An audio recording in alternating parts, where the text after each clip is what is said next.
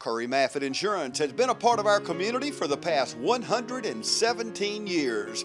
Come in today at our brand new location in downtown Dublin and experience the difference an independent agent can make. At Currie Moffitt Insurance, we can handle all your insurance needs, including home, auto, and business. Plus, we're local. Since 1902, Currie Moffitt Insurance, now at 115 West Jackson Street in downtown Dublin.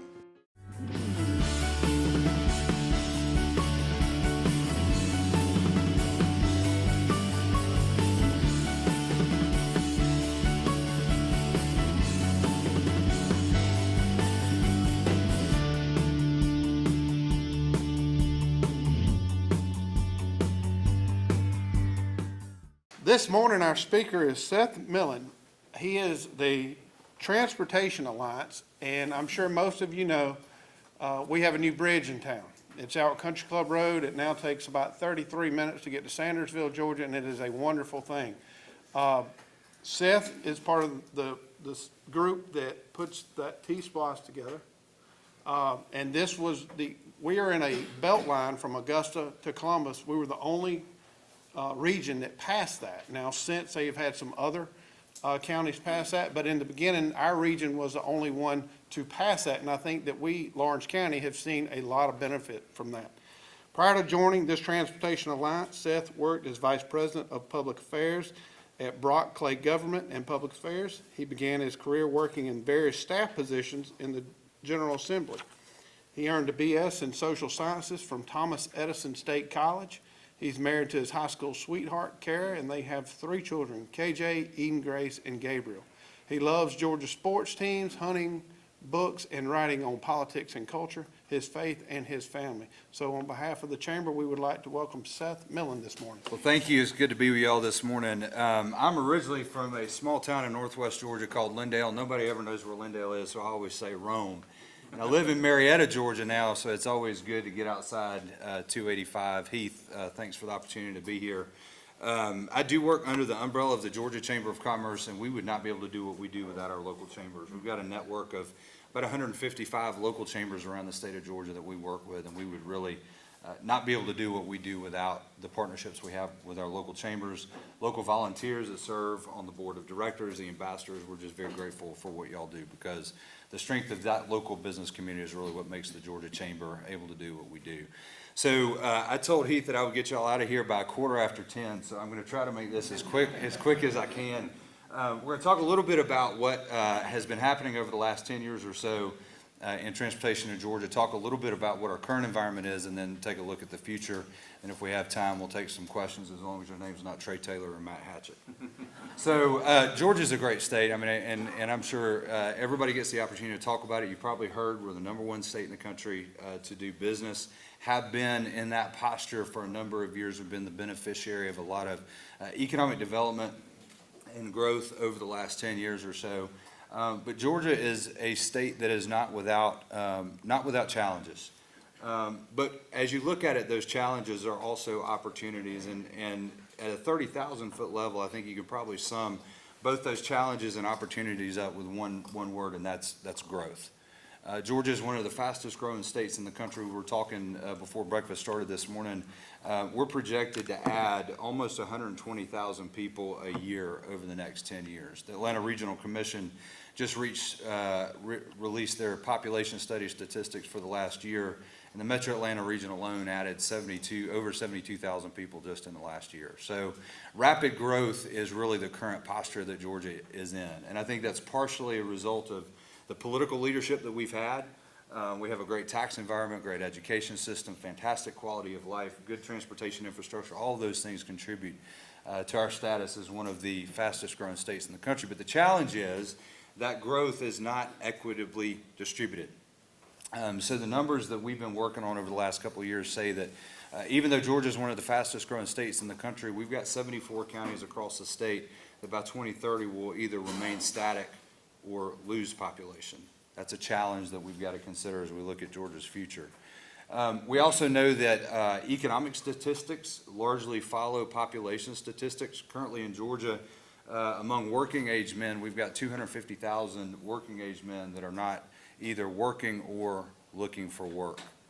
And as we look at these counties as they grow and shift and change in population, we know that there are 59 counties right now in Georgia that have 25% or more of their population living at or below the poverty line.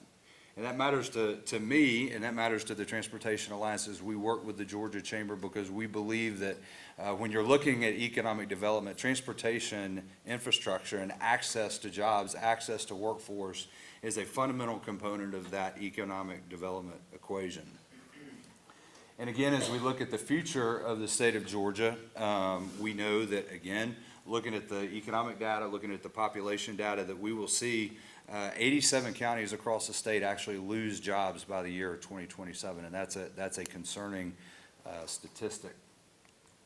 So for us at GTA, the Georgia Transportation Alliance, we kind of look at policy issues in two buckets. We look at commuters and we look at companies. We're concerned with people's ability to get to jobs, and we're concerned with employers and companies' ability to access workforce around the state of Georgia, and that's really our top priority. The good news is we've been the beneficiary, in our opinion, over the last decade or so of some pretty remarkable political leadership. So just a couple of statistics about the state. I'm going to run through these. MARTA in Metro Atlanta is the 9th largest transit system in the entire United States. Transit supports about 24,000 jobs across the state of Georgia. We're going to come back to this one, but as y'all know, you're kind of in ground zero of transportation, freight, and logistics in the state of Georgia. We have the fastest growing port in the entire United States down in Savannah and in Garden City. Those ports support over 350,000 jobs across the state of Georgia.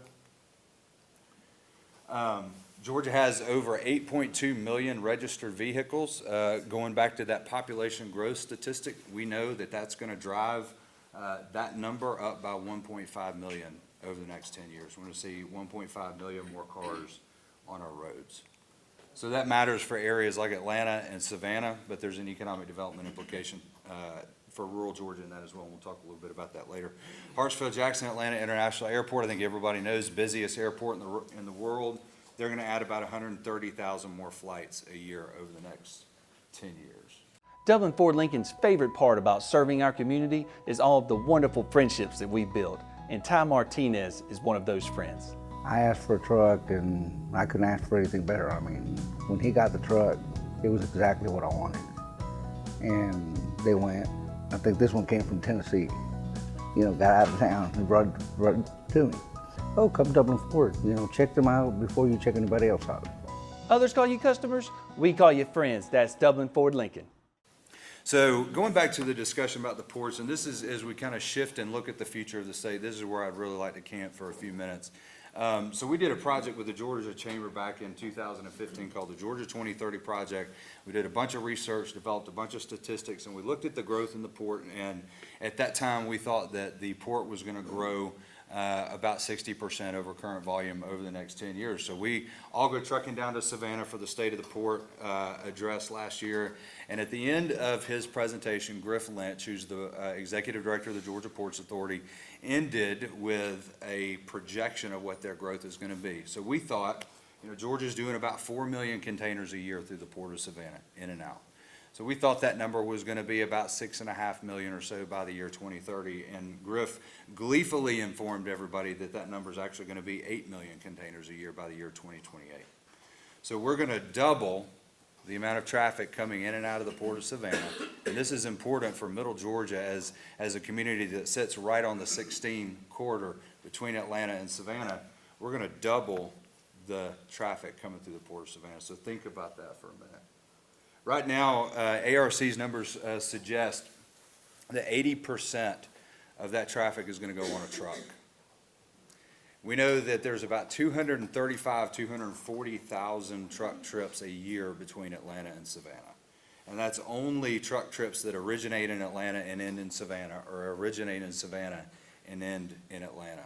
So going all the way back to the beginning of what we started with, growth is a real challenge, but it's also a real opportunity, we think, for the state of Georgia and for communities like Lawrence County that sit right in the middle of this economic activity. So these are, next couple of slides are slides actually borrowed from Russell McMurray, who's the commissioner of the Georgia Department of Transportation, that he presented 2 weeks ago to a group of legislators at the Georgia Department of Transportation. We'll talk a little bit more about the Freight Commission here in a minute. But this just represents the top 18 U.S. goods distribution markets in the United States. And obviously, Atlanta is right in the middle of that discussion. This is a representation of the key inland distribution hubs, really for the Midwest East. That revolves around Atlanta, Dallas, and Chicago. And if you look at these red graphics here, you can see where Atlanta and Savannah, and again, Lawrence County as being a key cog in that wheel, is really positioned as the state grows and as that traffic grows to become what could be the freight and logistics capital, not just of the Southeast, but really of the entire United States. So just a few statistics about our freight system assets. We have 15 interstates in the state of Georgia. Metro Atlanta is obviously a key distribution hub because of the airport.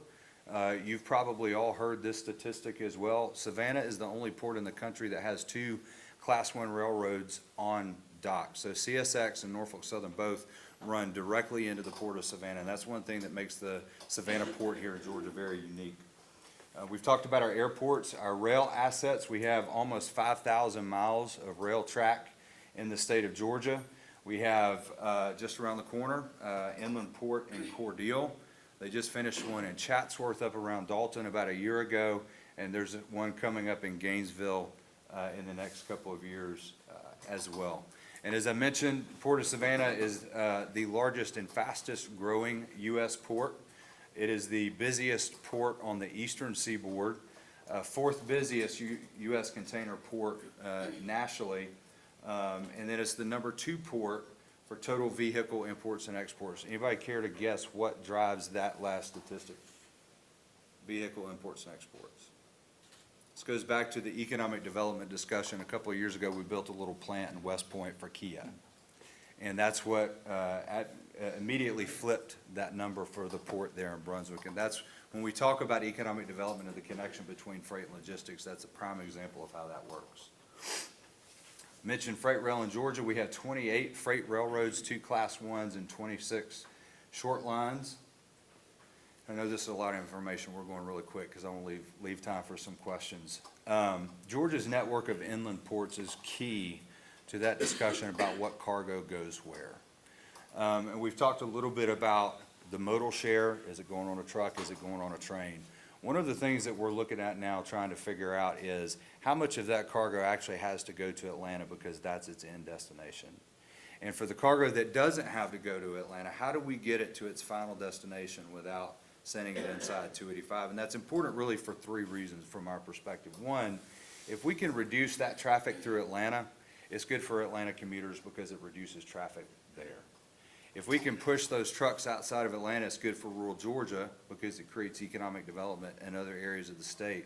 And then if you're in the freight and logistics business, if you're a shipper, if you're producing pulp or you're producing kaolin, or you're a manufacturer that's shipping goods out of the Port of Savannah, that just means that you're able to get your goods to market in a manner that's more, that is quicker and more cost efficient. So one of the steps that the port has taken is to design this network of inland ports that's purpose is to divert that traffic outside Atlanta, and if it's going to New York City or Trenton or Phoenix or Chattanooga or somewhere that's not Atlanta, this will give us the ability to move that freight in a much more timely and cost-effective manner.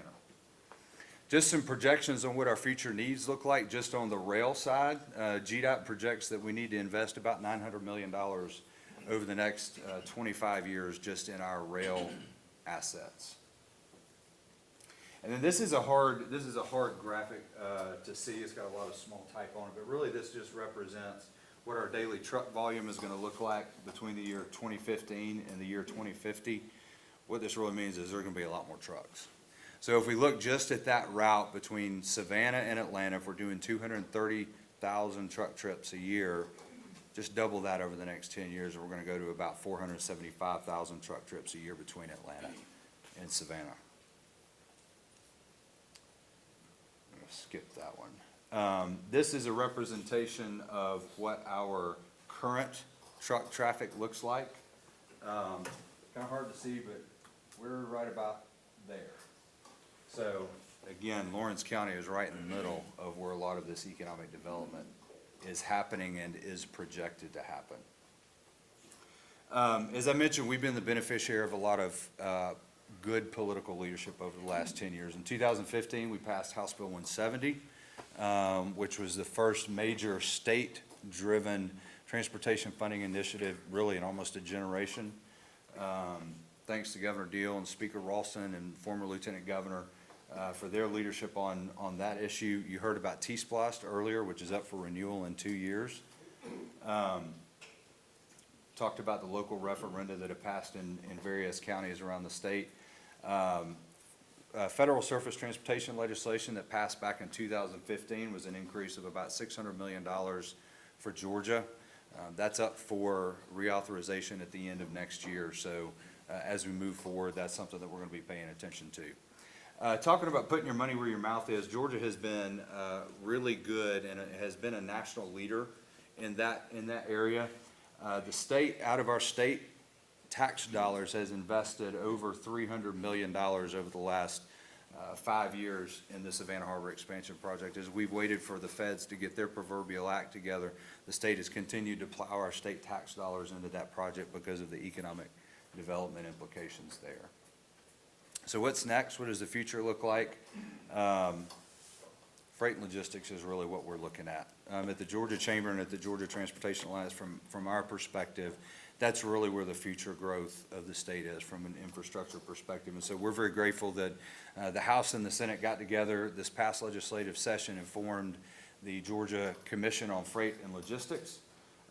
This is just a representation of who all serves on that commission. There are members of the House, members of the Senate, members of the business community, Georgia Chamber, Metro Atlanta Chamber, railroads, UPS, who are all sitting around a table looking at these statistics that we've just talked about, looking out at the future of Georgia, saying what ought to be our response to this? How can we make wise investment decisions, not just to address the challenge that we have with this growth, but to actually look at that as an opportunity to really catapult the state forward from an economic development perspective. So they have met once at GDOT a couple of weeks ago. We're meeting a week after next in Savannah.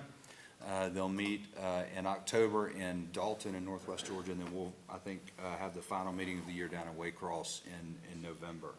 So from a Georgia Chamber perspective, we're, number one, we're very grateful to the legislature for their leadership on that. We're looking forward to partnering with our local business communities around the state and with the legislature as they develop those recommendations for what Georgia's future transportation state ought to look like.